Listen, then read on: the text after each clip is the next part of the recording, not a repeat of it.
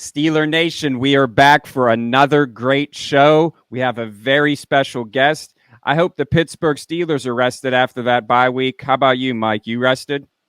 I'm rested. I hope that the Pittsburgh Steelers are rested as well because it's a big game this Sunday. I'm not overly confident right now, but I know you want to talk a little bit about those who Yeah. might be confident in one side because you're probably willing to place a bet if that's the case, right?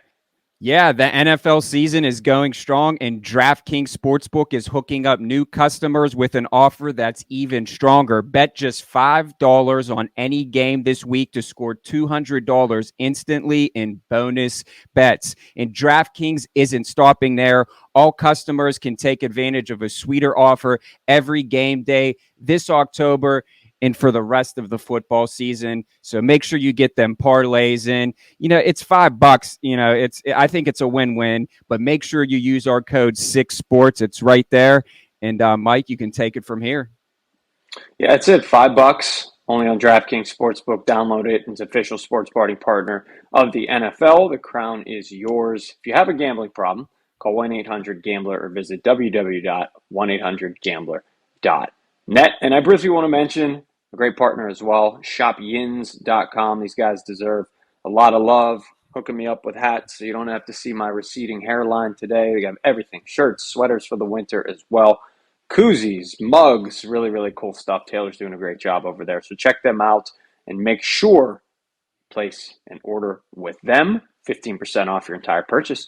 It's shopyins.com. All right, Jordan, you said it. We got a great episode once again. A recurring guest. Recurring guest. It's always nice to have one. Part of the sick family.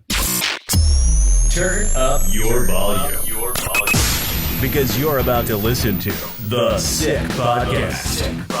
Steelers Crazy. Aaron Smith shields. Flacco. Polamalu takes it home. Super Bowl 43. Pittsburgh might be bound for that thanks to number 43. The sickest Pittsburgh Steelers podcast. Sports entertainment like no other. It's gonna be sick. It's none other than our man, Jarrett Bailey. This guy's NFL writer, USA Today, deputy editor for Behind the Steel Curtain, and they just brought on an absolutely terrible writer. Made a bad decision in doing that, Jarrett. But happy to have you, man. I'm happy to have you on board. It's a nice building. It's the first time I've ever had to recruit people for a staff, so it's been kind of interesting. And when Kate was like, "Hey, we need a few more people," you were one of the ones that came to mind, and I'm happy that you're on board. And he only did it because he gets commission off of you. You've been a fine add to the team of Behind the Steel Curtain, Mike. But happy to be here, boys. It's always good to be chopping it up with y'all. Scraping the bottom of the barrel to grab me. I see what you're doing there. No, much appreciated. You guys check out Behind the Steel Curtain. Great work over there by Jarrett and many others. All right, let's get into Steelers versus Rams, man. Obviously, they're all big games. But coming off a bye week, Mike Tomlin usually pretty successful. I don't think this is an easy task whatsoever. What scares you the most from a Steelers perspective this Sunday? Cooper Kupp and Puka Nacua. The Steelers have not been good secondary-wise so far this year. You look at each game, minus Baltimore, just because no one really had a huge performance for the Ravens. But even then, 8 drop passes, that definitely plays into the hands of, okay, that was more on Baltimore not executing than it was Pittsburgh playing well. Week 1, you had Brandon Ayuk go off. Week 2, Devontae Adams played really well. Week 3, Amari Cooper didn't have as big of a statistical showing as those others did, but he was constantly open and he torched Levi Wallace downfield a few times. And then Nico Collins against Houston. So they've been very keen on allowing big receiving days to big name receivers for the most part. And now you've got 2 that are really good. Cooper Kupp coming back from the injury and has already shown that he hasn't missed a step. And then Puka Nacua, the rookie out of BYU, who's just on a historic pace right now. Steelers have had trouble stopping one big name receiver each week. I don't know what they're going to do with 2. Hopefully we see a little bit more Joey Porter Jr. That's kind of been teased by Terrell Austin a little bit. So hopefully we get to see more of him. We'll see how much of Darius Rush we see after he was picked up off the Chiefs practice squad and they waived Desmond King to bring him on.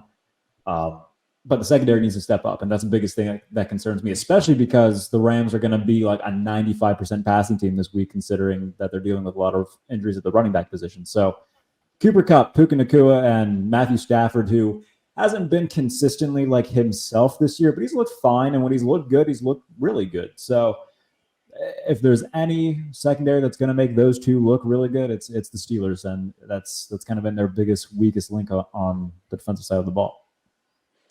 Yeah, you mentioned it. Kyron Williams and Ronnie Rivers, I think both will be out for the Rams. Zach Evans will start, the rookie from Ole Miss. So excited to see what he can do. And obviously, Steelers run defense with an opportunity to have a better day than they have had.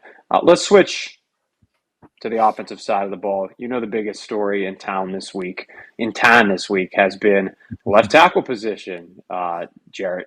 Steelers have had some talks about going back to Dan Moore Jr., who didn't play, of course, in their last contest against the Ravens because he was banged up. Broderick Jones steps in, performs admirably. What do you make of the situation? I still don't think we know who's starting just yet, do we? No, and Broderick Jones they even asked him about it yesterday, and he's like, yeah, we don't know yet. And I don't know, man. I was talking to a few people in our industry, and one of them texted me, and he's like, what is Mike Tomlin doing? And I just like, your guess is as good as mine, man. Like, and the thing that he said was, I really hope he doesn't turn into one of these crusty old dudes who just gets in his own way and just doesn't listen to reason. Yeah. And I was like, you know what, man? I think that might be a little bit of the issue here, is that the stubbornness. And I don't know where that's coming from, because it's not just the left tackle position that we've seen it at. I mean, we touched on Joey Porter Jr., and everybody wants to see the field more. I haven't really seen a ton of that. So I don't know what his bullishness on not playing these rookies and sticking with vets that have proven that they don't need the playing time and haven't earned the playing time, why he keeps coming back to the well with that. But it is frustrating. Hopefully the right decision is made and Broderick Jones is named the starter. But plenty of news coming out of camp or practice this week is that Dan Moore was taking the first team reps for whatever reason. So we'll see. I'm not overly confident in the fact that Tomlin will do the smart thing and start Broderick Jones, who allowed one pressure in his first career start against a good Baltimore defense. It seems they use a first round pick on Broderick. They'd move up to get Broderick Jones. They trade up to 14 to get him. And we've seen him start one game, play well in that start, and yet there's still talks about going back to Dan Moore, the left tackle, who hasn't played well this season.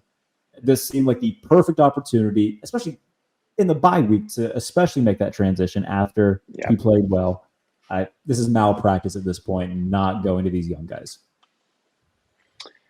Yeah, I mean, I fully agree. We talked about it on Tuesday, Jordan, how it just didn't make much sense to us either. A guy, of course, that you didn't want to throw in the fire. I get it, against both sides. Miles I just Garrett don't know what the first two wait's games. for. But yeah, at this point, it's overkill. It's not like the quarterback position where you don't want to show your hand and have the other team, kind of on pins and needles going into the game. How do you scheme for Trubisky versus Pickett, whatever, hypothetically? It's left tackle. Who the hell are you hiding this from?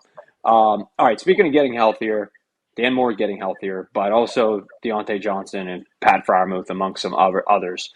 How big of a boost is that, JB? I think it's going to be a big one. Obviously, Deontay Johnson being out there is huge. Him being able to gain natural separation will help out the passing game a lot. And I think having Freiermuth as like that safety blanket will help a lot too. It's not going to do much in the run game because Pat, not a very good run blocker. But having that safety blanket in the intermediate and short passing game, I think that'll be a big boost, especially just because they didn't really utilize Darnell Washington. We saw Connor Hayward be used a little bit sporadically, but it wasn't necessarily as a receiver. It was more like that gadget role where he's taking handoffs out of the backfield or jet sweeps or the likes of that. So I think having Freiermuth back, we'll see him get his targets. I think Deontay Johnson will get his targets as well. And hopefully that opens things up for George Pickens, who did a tremendous job being the team's wide receiver one in Deontay's absence. I mean, without George Pickens, they're not sitting at 3-2 right now. It's very possible that they have maybe one win. So having Deontay Johnson come back, that only adds to the firepower offensively, and hopefully they find a way to use it because I think we've seen it over the past couple years where it hasn't necessarily mattered who's out there if the play calling and the execution isn't there. So going up against a Rams defense that's really overperformed what many expected coming into this year. I mean, respectfully speaking to the Rams, there wasn't too many known commodities on that side of the ball entering this season outside of Aaron Donald, but they've really outperformed expectations. So the Steelers don't have a right to take anyone lately right now, and that's the thing, especially with their offense and how poorly they've played. But getting those two guys back is a big boost. Yeah, I think you nailed it. Getting DJ back too. I mean, he gets open. So if anything, it's really going to, I think, help Kenny Pickett as well as the other receivers. So I'll take it away from here. Najee Harris versus Jaylen Warren. What do you want to see there? It's such a hard argument to have, or hard debate to have, because like a few things can be true at once. Like these things don't have to be mutually exclusive. Where the offensive line hasn't, like, it's gotten a little better from last year, but it's still not great, and there's still a lot of clear problems there, especially at center with Mason Cole. However, Jaylen Warren plays behind that same offensive line and still gets yards and still has explosive plays. Najee Harris does not. And it's fine to want a good 1-2 punch with different types of styles of play. But when you have an offensive line that is constantly breaking down, I just think that Najee Harris isn't the right guy to try to go to in those situations because he doesn't really have that explosiveness. And we've seen when Jaylen Warren, like we saw it against Baltimore in the fourth quarter, Jaylen Warren took over a drive. And I don't think Najee Harris necessarily has the capabilities of doing that, at least not in Pittsburgh. I think he needs a more suited offensive line to be able to have that power run style that is more his speed. So I think this is more of just offensive line issues and fit behind that offensive line than it is like Najee Harris being a bad running back. I don't think he's a bad running back, but I also don't think he's a great one. I think he's just kind of a guy. And Steelers fans don't want to hear that, especially because he was taken in the first round. But yeah, I was just going to say that. I think that's what the disgruntled Yinzers, I think that's the biggest thing. Like if he was a third round, fourth round pick, they'd be like, okay, like it's a bargain. But, there was question, when they took a running back with that first round pick, and obviously it's right now it's not panning out. I think he has 300 yards, but the Steelers offense has been abysmal this season. So you can't, put the whole blame on him. And the argument that those people will make is that he's got consecutive years of 1,000 yards rushing. Look at his yards per carry, though. He's getting fed the ball a ton of times, but he's not getting much out of those carries. Like, it's cool if you get 1,000 yards rushing, but when you're only averaging less than 4 yards a carry, those are empty calories at that point. So again, it's not completely Najee Harris's fault, and he's a leader on the team. He's a good dude. But right now, I don't want to say the word bust because, again, it's not his fault, but he's severely underperformed. Yeah. So let's talk about someone who we need to perform, and that's Kenny Pickett. What does he need to do in the second half of the season to prove his worth to you? Play better. To put it bluntly, like he's last in the NFL right now in EPA plus CPOE composite. And for those who don't know what that is, that's estimated points added plus completion percentage over expected. So when you look at that, like he's 32nd out of 32, which isn't great. I'm sorry, he's 33rd out of 33. Sorry, there's an extra quarterback thrown in there. So not great. And everybody was out. It's coordinator. It's Matt Canada. Again, this comes back to multiple things can be true. Yes, Canada's horrible. Kenny Pickett hasn't looked good either. And all the Kenny Pickett stands on Twitter who are also Pitt Panther fans who praise him as the second coming of our Lord and Savior will get mad at hearing that. But it's what it is, man. And I equate it the same way that I look at Mac Jones last year, where, having Joe Judge and Matt Patricia running the offense was horrible, but so was he. And look what we've seen this year. Okay, you bring in Bill O'Brien for New England. That should make things better. Oh, Mac Jones is still terrible? Yeah, who would have thought? I think it's the same. There are so many parallels with the Steelers and Patriots right now, actually, and that is one of them, where the head coaches are both kind of stubborn, legendary coaches who are stubborn, quarterbacks who aren't good, and fans who are trying to tell themselves that their quarterbacks are good just to try to help them kind of cope through a season. Obviously, Pittsburgh is in a better spot than the one-win Patriots right now, but Kenny Pickett hasn't shown me anything that says, okay, franchise guy. And there just seems to be this cycle every week where Kenny Pickett will play horribly for 3.5 quarters, and then for one drive, he'll make 2 throws, and everybody's like, we're so back. He's him. And I'm like, okay, but you know what else would be awesome? You're right. If it would be awesome if he didn't have to come back because he played horribly for 3 quarters. Like, he can have that gene in him where he's like, okay. We need 60 minutes of football here. Exactly. I want to see a complete performance from Kenny Pickett, and I cannot think maybe the Raiders game. I think that's as close to a complete performance as we've seen from him. And outside of that, man, like I think his ceiling is very low. And again, people don't want to hear that, but it's what it is. And again, the coordinator doesn't help. Matt Canada does not help. I get that. But we've seen competent quarterbacks. We've seen good quarterbacks overcome bad play calling, bad coordinators. And I think that we're seeing that Kenny Pickett just ain't that guy. Yeah, and I think that if we could just like simulate it to have like 2 minutes, like in the fourth quarter, like it maybe just like put it into his visor there, and maybe that he'll turn it around, because that seems to be the only time. I mean, he's the 2-minute man. I know Big Ben was you give him 2 minutes, he's winning the game. So, but yeah, I agree with everything there. I mean, I love Kenny Pickett more than anything, but like if we're talking strictly on the field play, it's just not there. I mean, you just dissected the numbers and told us everything that we need to hear. It's the proof is there.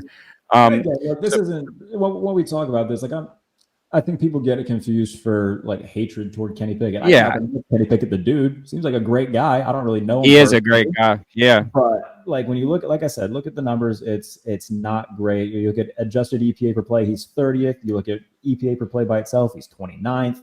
Completion percentage over expected, he's 31st. Like there's so many things that he's just very deficient in.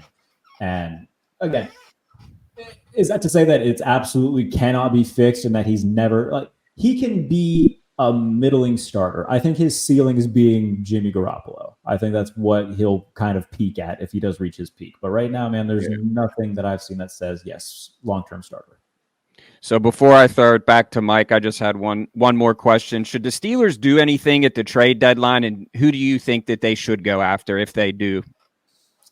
If they were to do anything, I mean, defensive back is kind of the popular answer right now, but I think the defensive back problem can be solved by just playing Joey Porter more. Yeah. Like, you've got defensive backs there, and they just signed Darius Rush. So, like, play these guys. If they wanted to go out and get another cornerback, though, just because Levi Wallace, I doubt he's going to be back next year. This is the last year of his contract, and he hasn't played well. Patrick Peterson's old, and next year's the last year of his deal. So if they wanted to make a move, PFF labeled Christian Fulton from Tennessee as a potential guy to go get. I wouldn't be against that at all, especially because the Titans are kind of, I don't know, the Titans are bad. And they might trick themselves into thinking that they still have a shot at like a wild card run. But Tannehill hasn't looked good. Malik Willis is awful. We haven't even seen Will Levis yet. So I think that they should be a team that sells heavy at the trade deadline. And if Christian Fulton's available and the Steelers can get him for, a mid-round pick, why not try it? But outside of that, like, the offensive line is still the biggest issue, and you're not going to find a team that's willing to part ways with good offensive linemen, because like the phrase offensive line depth is the most fake thing in football. There's no such thing as offensive line depth. Like, you've got your starting five, and then you've got dudes who you really don't want to play, but if you got to, you got to throw them in. So if there were for some reason an offensive lineman who might be on the last year of a deal that they could get and maybe work out a long-term deal for, then cool. But those are very few and far between that happens. So defensive back would be the position that would probably make the most sense at this point. But outside of that, or we just play Joey Porter Jr. and exactly, I would say a lot of problems would be solved there. That would be good. And yes. This show might not air after those Titans comments with our Titans fans in the sick producer booth up there in Canada. My apologies to everybody. Might not even be published after this. Jarrett Bailey, nice enough to join us on the Sick Podcast. Steelers Crazy today. Hey, let's just get you out with this. Short and sweet. Give me a prediction for Sunday. I'll just go with a score. I'll say Rams 23, Steelers 17. Okay. I'm around the same wavelength currently, and Jordan. I don't like this game either. It's a tough matchup. I agree. Even though Tomlin's great after a bye, stretch for them coming out of the bye. Like, they got this game, and then they have the Browns in the stretch, the Jaguars, Titans, Green Bay. Yeah. I think that the Packers and Titans are two very winnable games that they should win. But I think that after week 11, they're sitting at 5-5 at best. It could very well be 4-6. I agree. But looking even further, you have to stay the course. Cardinals, Patriots, Colts, chance for That is Tomlin a to do his three-game stretch that if they don't win at least patented. 2 of them, something's wrong. That's patented Tomlin, right? You stick around 500 to keep everyone on the edge of their seat. Last handful of games, here we go. You know what, Unleashing man? hell in I know December that you for want no to keep reason. this short, but allow me to rant real quick, okay? Because Go ahead. the same thing happened last year, right? They're sitting at Same 2-6. Everybody's leaving them for dead, and then they rattle off a bunch of wins against nothing teams. Somehow get to 9-8, and I think that was for the worst because then Matt Canada's kept around. If let's say they go like 10-7 this year and just get boat raced in the wild card round, I would not be surprised if Canada is still back. I don't think he will be. I hope to God he won't be, but a 10-win team that gets to the playoffs, I'm horrified for that. And I think that I tweeted this a while ago. I think that the best thing for the Steelers could just be going 6-11 this year. Jarrett, Halloween is until the 31st. You're scaring us here. I'm telling you, man, the best thing that could happen for the Steelers long term is sucking the rest of this year and just going 6-11, realizing that everything you have right now for the most part isn't good. Clean house, start anew, and figure it out going forward. Because you got pieces on defense. You got obviously some really good skill position guys, but the offensive coordinator isn't good. The quarterback probably isn't good. I think that everybody's too attached to this. Oh my goodness, Mike Tomlin hasn't had a losing season. Who gives a shit? Can I swear on this podcast? Absolutely. It's a podcast. Okay, just making sure. Who gives a shit? They haven't won a playoff game since 2016. That means nothing. Absolutely nothing. So I think the best thing for them would just be stinking the rest of this year and then kind of looking themselves in the mirror in the offseason and asking themselves, okay, what are we doing here? Yeah, I'll make the Pirates correlation for you. Pirates get hot in the last few handful of series and decide to keep the worst hitting coach of all time in Andy Hayes because Brian Hayes has a 2-week stretch. I'm like a casual crushing Pirate baseballs. fan. Yeah, I'm a casual Pirate fan who keeps I'll check in on him okay, April, great. 20-7, my goodness, all right, this will be fun. And then all the wheels fall off. All right, well, it's June, training camp's almost here. Well, it was a nice couple months, Pirates. Thank you. Yeah. Yep, I'm kind of with you. I have a feeling resembles Big Ben's last year. Make the playoffs by the hair on your chin, and you get boat raced by 35 by the Chiefs or in Arrowhead or 100 by the Dolphins down here in South Florida. All right, JB, we appreciate you, man.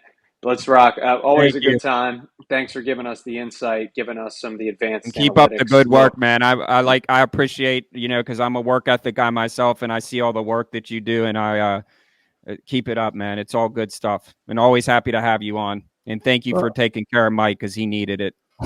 Well, much appreciated for the compliments. I appreciate it. I always enjoy coming on and chopping it up with you boys. So anytime you need me, just give me a shout. But I appreciate it as always. Take care, man. Thanks, Thank man. you. See ya. Yeah. All right, Jordan. Let's talk a little bit about. Tell you what, after the Steelers' performance this Sunday, you might need a 6-pack of Stoney's. We might need a little bit of beer or something. I totally agree with that. Stoney's, of course, proud sponsor here of the Sick Podcast, Steelers Crazy. And they're not a run-of-the-mill mass-produced beer, right? They are unique, authentic to Pittsburgh. Brewed in Latrobe. Delicious. Yeah. I mean, upgrade that beer game, raise your standards. Taste the difference that Stoney's beer can deliver. Truly just one of the phenomenal beer brands in the world. Are you kidding me? Not just the burger, in the world, right? Stoney's is taking over. You know that when we do our Jalen Warren live show, that we're gonna have the Stoney's flowing all night. And then also another great partnership that we have over at Brushes and Beans Cafe. It was just a perfect segue. Caffeinate and create at Brushes and Beans Cafe. Visit them at 4550 William Penn Highway in Murraysville. I mean, dude, I've been going nonstop. I'm with my daughter all day, trying to, do some research for the podcast and stuff like that, man. It's nonstop. So that double shot espresso sounds really good right about now. Honestly, I just might need to go in their little party room and shut the door with my laptop and just, get 30 minutes of quiet, have a cup of tea and just, I did not mean to yawn, but it's like one of those you condition yourself to hear about delicious coffee, and before you know it, I'm like, I need to get in my car and drive to Brushes and Beans. I just yawned. I'm trying to think of what that's called when you see something. I mean, it's like a subliminal message, almost, if you will. So it sounds amazing to me. I know we've both been going at it pretty hard, but I hope everybody also checks out our last podcast. Jack Coletto, we had the new Steelers fullback on, which is a lot of fun. Of course, next week we're going to resume things with Jaylen Warren. We wanted him to heal up both mentally and physically, and hopefully we're talking to him after a win over the Rams. Yeah. If you catch up on the episodes as well with Jaylen, a lot of fun, and we're excited to bring you the rest of the year as well, hopefully all the way into the playoffs. Yeah, so before we get out of here, just want to give our predictions. I'll give mine. I'm kind of along the lines of Jarrett. I think it's going to be 20-17 Rams. I don't like this game, and like you said, coming off a bye. Although Tomlin does play good West Coast, but to me, it's just I don't know, man. If I'm just being honest here, and I love the Steelers more than anything, I just don't see it. I honestly, it kills me to say this, but I agree with everything that he said. I think their best thing is to have a losing season because that's the only thing that might make a change because you have to. So 20-17 Rams. They're stuck in purgatory, no doubt. I'll keep it short and sweet. You can check out my previews, what I think, on behindthesteelcurtain.com. And of course, check out yinzarcrazy.com as well. In the meantime, when you're surfing Steelers news as well as predictions, I'm with you. Wow, we're all three going with the Rams. I picked the Ravens last time, so hopefully that means I'll be wrong again, and the Steelers will get a win. I love being wrong. Why not? Right? It's like you're happy almost either way because either you got a prediction right or the Steelers won. But more happy if the Steelers win, of course. 24-20 Rams. 24-20 Rams, a little more points than we thought initially. Not going to give you any crazy math like our guy Jarrett. Or no analytics from me. Yeah, 24-20, Cup and Nakua. He was breaking it down, talking about stuff. I had to go and Google what those were. I was like, holy crap, man. But the guy knows his stuff, and always good to have him on. But before we get off, you see it on the shirt. Another great sponsor. Yes, it's where Jaylen Warren gets his car done, where the bar is set, still City Wheelhouse. Go see our guys, John and John, where the bar is set. Tires for all cars and trucks. It's going to be winter. Get those winter tires. And everything can be purchased online at stillcitywheelhouse.com. Financing is available. Go see them. Got the shirt where the bar is set. I love that because we set the bar here on the Sick Podcast, Steeler Crazy. It's been another great episode, and we will see you Tuesday, hopefully for Victory Tuesday, and some Warrenisms from the man, number 30. Listen. Love a good Warrenism. If the Steelers lose, I'm gonna say this right here, and we'll end on this. You're gonna tell Jaylen off? No, I love Jaylen. Just kidding. Jaylen Warren touchdown. Jaylen Warren touchdown. If they lose? It doesn't matter. Win or lose, Jaylen Warren's getting a touchdown. Go to DraftKings and put it in now and make yourself some money. $5, $200, 6 Sports. Juliana, take it away. And that's a wrap. Hope you don't miss us too much until next time. Follow the Sick Podcast Steelers Crazy on YouTube, Instagram, Facebook, Google Play, and Apple Podcasts.